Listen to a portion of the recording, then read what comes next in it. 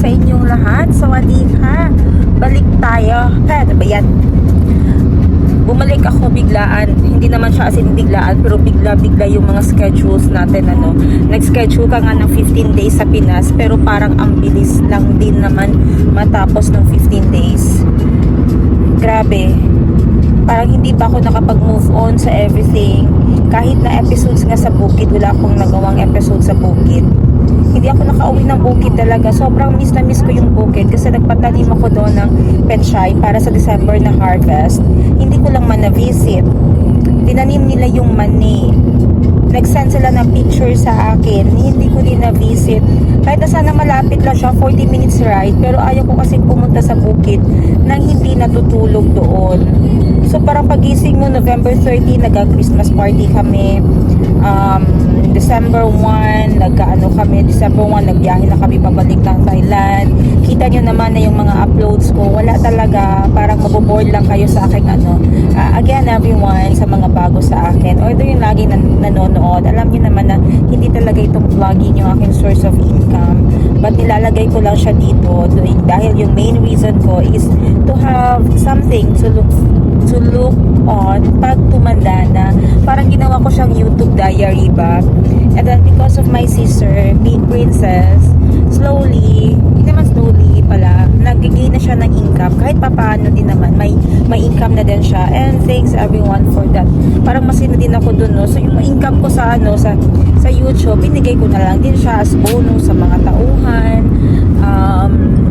Pag may nangihingi dun sa shop, example, may mga something emergency lang, binibigyan, yun, mga pamasko natin, mga pa-feeding natin. Yung feeding, hindi ko pa nagagawa actually, kasi di pa ako nakakauwi ng bukid. Ang dami ko talaga hindi natapos, kaya maiintindihan nyo, left and right, may mga snapshot ako ng mga vlogs na pwede kong i-upload sana at i-share sa inyo. Wait lang.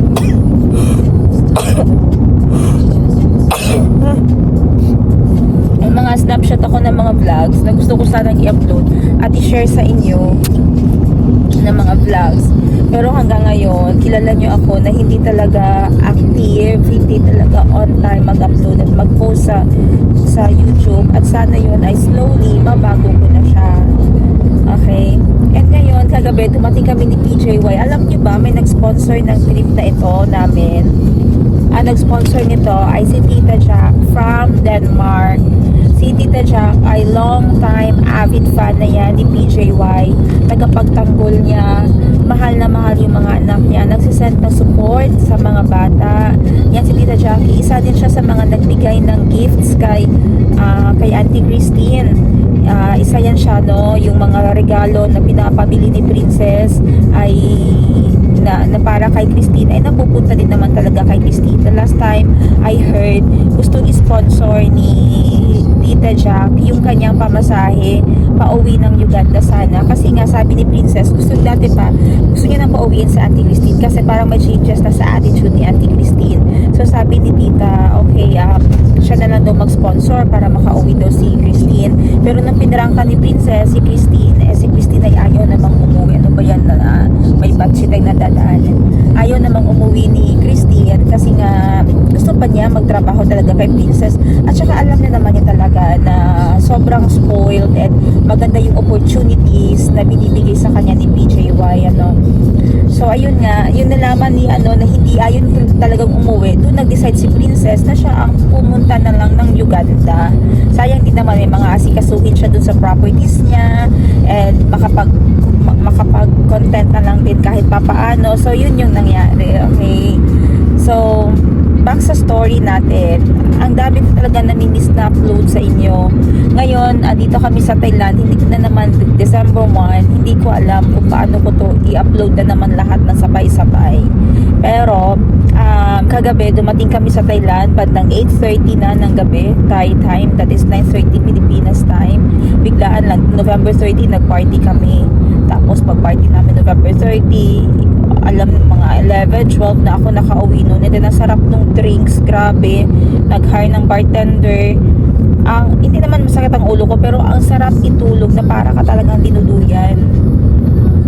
So yun, wala pa talaga akong ipake kasi alam ko wala akong ipakihin. So I asked my staff to buy these things na requested ng mga Pinoy kasi isa din sa business na hindi naman business talaga na focused on business pero kilala kasi ako na negosyante kahit dito sa Thailand, and alam nila kahit na dati pa na ang laman ng bagahe ko, nagbebenta ako ng mga Pinoy goods. So kung may mga pabili sila sa akin ng mga Pinoy products, mga for example, let's say noodles, yung mga namimiss talaga sa atin, noodles, tuyo, mga beauty products, mga chicherya, candies, vitamins para sa bata, mga gamot kung saan sila hiyang, kahit ano pa man yan, mina-maximize ko talaga sa bagahe ko kasi alam ko din naman na kikita ako. I'm sorry pero medyo garagal yung aking boses ngayon dahil nga kagagaling nag-party, kulang ng tulog, ayan. So dumiretso muna ako ng bahay para ibagsak yung mga gamit at para ma-arrange ko yung mga dinala ko ng mga items dahil naghihintay na yung mga customers, pati pa pala yung mga gold, yung mga nag-avail sa akin ng gold na mga Thailand colleagues ko, Filipino colleagues ko na nasa Thailand, dinala ko na din kasi sila ay hindi masyado accessible yung 18K Saudi gold dito sa Thailand, only 24K Saudi gold yung accessible sa kanila dito. So dinala ko na din para sa kanila yung mga orders nila kasi yun din isa sa nininegosyo ko dito sa Thailand. So ang dami ko na talagang racket. Hindi ako nakafocus sa kay YouTube kasi ang tamad ko talaga. Mahilig ako mag-video pero tamad ako mag-uploads. Ayun. Pero slowly na-update na naman kahit papaano pero still late pa din. Okay, so ngayon umalis ako ng bahay by anong oras na ba? 1. Diretso na ako ngayon ng hotel. Ang ganda ng hotel.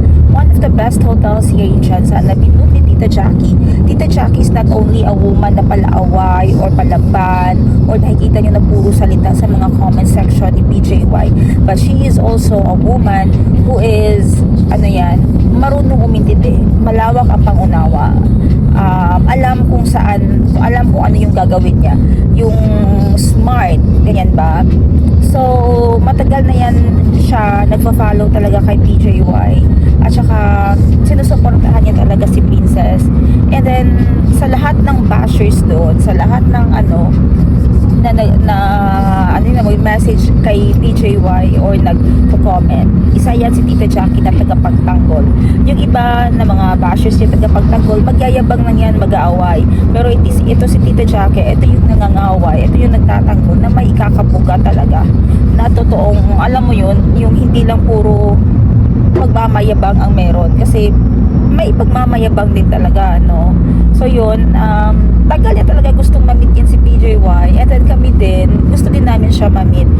So nung nagkaanuhan na, ang isang reason doon na hindi matuloy-tuloy yung kanyang biyahe dahil nga sa health condition niya din, but when her doctor already agreed na nagbigay na ng go signal para makapagbiyahe siya, ay ayun nga, nag-sponsor si Tita na magkita-kits na dito sa Thailand. O ayan, diba? Saan kayo dyan? Yun totoong kasi hindi lang sa salita kundi dyan din sa gawa, and excited ako makita yung room na binook ni Tita, and hindi lang yon ang binook niya, napakadami pa niyang binook talaga, hindi lang hotel ang binook kundi sobrang dami talaga. May mga pa siya binook, may mga activities dahil pupunta kami ng Pattaya, isa yun sa mga binook niya din. May mga island tripping kami, so abangan nyo yan siya ha.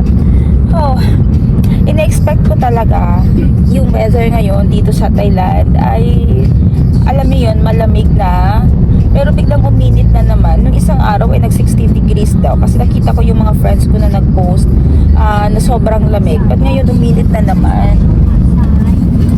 Ang sarap sana ng Thailand pag ganitong oras. So hindi ko alam kung kailan ako makaka-live selling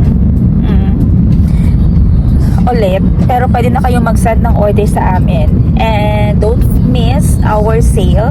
I-follow nyo yung page ko, ayan siya dyan, i-attach ko, Sheena Bangkok Wardrobe. Ang dami naming sale talaga. We do shipping locally and internationally from Jansan. Kung ang mga items na gusto nyo ay nasa Jansan, kung gusto nyo namang mag-order straight from Bangkok, Thailand, we are sending items straight from Bangkok, Thailand. So makapag-content lang ako ngayon na araw na ito, then later on, mamaya na naman pagdating kung nasaan sila, sasabi ko, wag nyo na akong hintayin, maglagala na kayo. Si Tita Jackie naman ay nag-book din ng dinner mamayang gabi. Kita niyo yan ha. Masyadong planado, masyadong organized yung trip na ito. And given na si Tita Jackie ay hindi ay given na kung ako ha, tinatamad ako mag-book. Ayoko yung ako nagbo-book. Gusto ko yung binubook na lang, okay na lang ako yung magbayad, ganyan. Kasi Tita Jackie, ang galing, siya pa nag-book, siya pa nagbayad, siya pa naghanap ng mga accommodation, etc. Ang galing talaga, ang galing mag pindot-pindot, magkulikot. Grabe. Pag ako sumakit ng ulo ko kasi yun yung mga ayaw ko ba, yung mga parang maggawa ng itinerary. Although na-try ko na yan siya, pero grabe nakakapagod. Kaya salute ako sa iyo, Tita Jackie, and I'm very, very excited to meet you for the first time. I know, ang dami na nating chika over the phone and sa mga pag-games ko na ikaw ang sponsor. Thank you so much talaga, Tita, sa kindness mo at sa iyong generosity na extended galing kina PJY, extended sa amin na magkakapatid. Sige, update ko kayo mamaya ha, pag andun na tayo at pag na-meet ko na sila. Grabe yung check-in. Umabot ako almost 3 hours sa traffic. Yung 1 hour lang, umabot ng 3 hours papunta dito sa Bayok Sky Hotel. Ayan, so nagpakuha na ako, nagpa-assist na ako. Bali, may dala akong isang malaking bag, isang maliit na isang sako. Parang dinala ko lang ulit yung dinala ko sa Pinas. So nagpa-assist ako kasi hindi ko kaya dalhin. May mga dala pa akong fruits. Prutas yan na pasalubong. Para kay Tita at kay Princess. Hindi naman, nag-request na sila ng fruit kasi mahal yung fruit dito sa market talaga. Sa Central Bangkok. So, first stop natin is floor 18. Tapos, idediretso niya tayo sa floor 66. Imagine, hanggang floor 77. Before, ito yung pinaka-tallest building sa Thailand. Itong hotel na ito, Bayok Sky Hotel. But then, napalitan na.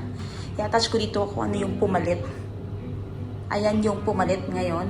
Ayan yung level of floors niya. Hindi na ako updated, no? Kaya attach ko na lang.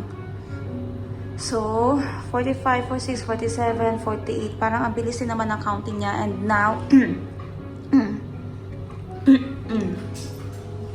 nakakabingi na. Nakakabingi na. It's 56 and worst.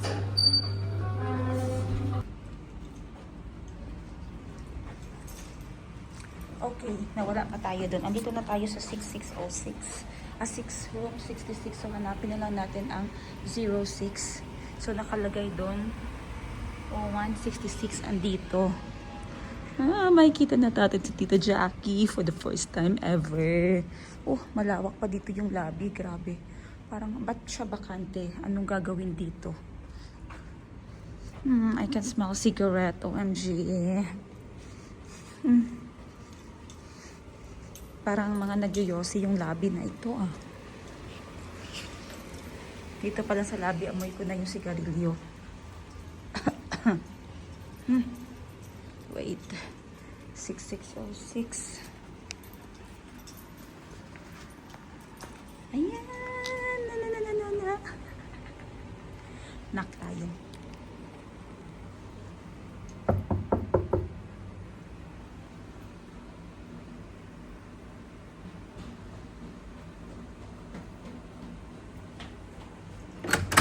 Sorry ka. Room service na ka. Ayoko ka. Hindi ko kasi Tita Jackie. Saan siya? Nasa pool pa? Hindi na dali. Okay. Kasi mo fruits. Sila lang daw magdala. Nakakita ka gano'n? Karang lansones? Wala. Wow. Grabe, ang taas nito. Nasa 66 floor. Asan si Arka niya? Oo, isa lang. Okay, okay. Tita Jackie, kinahinay siya. Mas mahal siya ba? Nag-book siya. Okay, dyan na yung room. Room massage.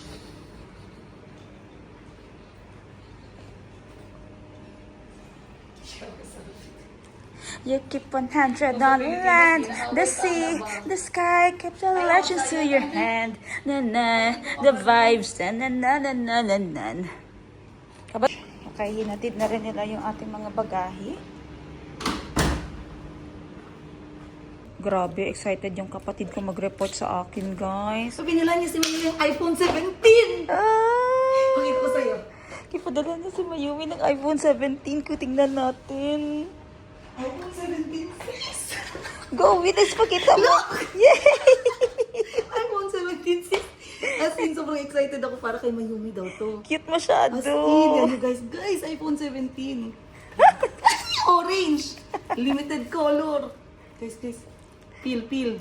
Yeah! Ang likod, ang likod, ang likod. Apple, buksan. Ang likod. Wait. Hala! Sabi ko sa'yo, Cute lagi. tutuwa eh. Cute lagi ni. As in, akin yung iPhone 17. Mga pangbata ni no. Cute kaayo siya. Si Rigo, palitan si Mayumi iPhone 17. Oo. As in. Cute na. Cute. Okay. Hello. I-prank na to si Bibi. Wait lang. Tawagan na to niya. Si Moning ba, palitan yung mga ni Arctic ito. Ay, maingit na po to. Na Facebook sis. Excited si Mami Princess. Ang dami daw pinamili kay Mayumi. Unbox mo yung mga pinamili ni Tita Jackie kay Mayumi, Makita ni be. Madam Ten Gibbs. Ay, ayun, maibitay mo. Ayan. Ano yan? Cute yan. Siya pumili nito. Wow, ang cute. Ang purda-purda. Ang ganda. Napaka-pretty ni Mayumi dyan. Yay! Tapatin mo muna kay parang walang nagagalaw po.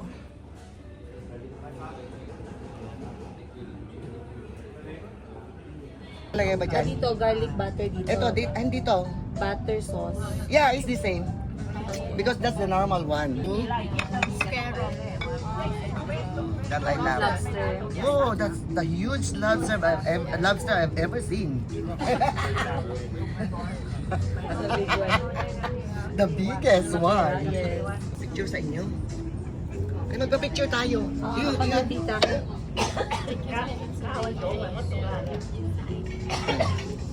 Sana inabot na lang. Omega. Oo, nakachikag yun. Ba't madilim? Kompleto siya guys. Merong appetizer, merong main dish, merong dessert, at Appetizer pa lang yan, no? No? tsaka merong soup. So for the soup muna tayo. Itong soup nila kanina meron sila. Yan ko, remember. We have dinner. Tita, how's your ano? Yung kanina, yung as far wala naman pa ko hindi nagustuhan. So far so good. Yeah. So far, so good. Okay, to be honest with you,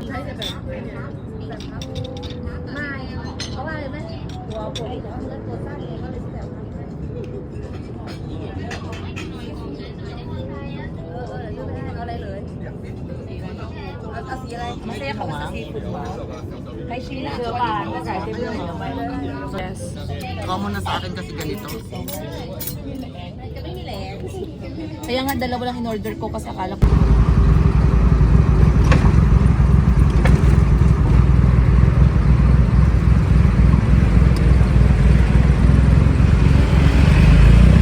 Ang ganda ng BTS ngayon, halos lahat na. Ang layo na naaabot, Skytrain. Dati marami pa. Pero balik na yun. Siya na lang pag-asa kasi akala. Ayun si Sheena na lang. Suway. Send mo kay tita.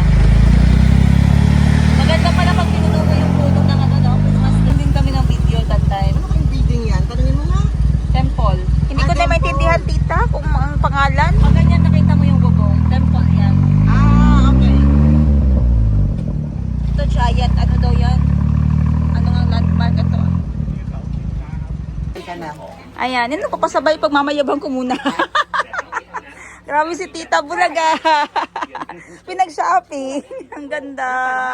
Saka may Ayun, ang bulsa. ganda. At saka, ay, okay. May bulsa siya. Importante Okay na, sa akin. okay. Ayan. Yes. Importante. Ang ganda. Ganda talaga niyan sa dagat. Tingnan ko yung listahan. Nandito yan. Ang ganda talaga. Nandito yung listahan. Pati ang fabric niya maganda. Magkano kayong ratida dito, no? Sa ganitong pwesto?